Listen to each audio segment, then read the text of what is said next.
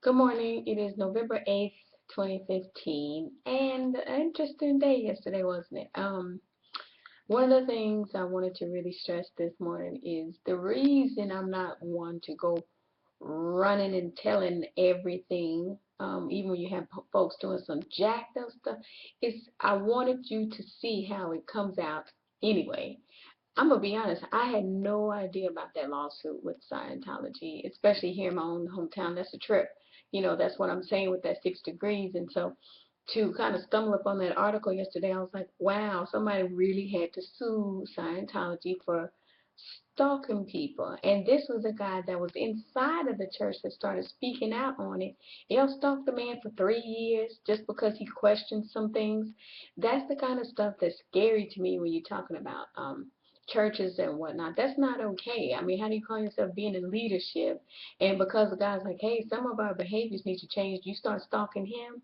That's the stuff that I'm talking about what's going on in our nation. Is just weird lately. But now you're kind of seeing the layers. God is literally pulling the layers back to say, hey, you can't be in a seat of power and throwing fiery darts, like I call it, without it hitting the fan. So it's just like what I said about me not really wanting to read for certain people. People will lie on your ass in a heartbeat and say, oh, I know, I see, I've been there already with people. When they be like, oh, it was her, the psychic, or it was Catherine. No, I'm like, you know what? I didn't say anything. It's because you so grimy. All them little skeletons you had yourself from pissing other people off finally broke out the closet. The closet can only hold so many skeletons before that sucker bursts open.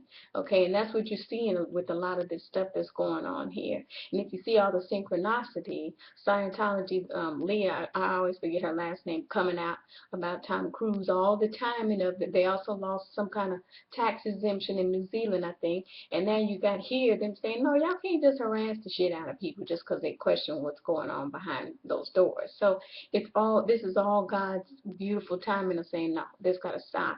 So, moving forward, the whole thing that I'm really stressing to people is really owning your stuff. It's just like when I said that about Ronda Rousey, and I was like, this the role model is not about being perfect. That's the whole problem. We have people going batshit crazy trying to meet some goal of perfection that they will never ever reach. Being a role model is being able to say, you know what, I effed that up a little bit there. I need to fix that.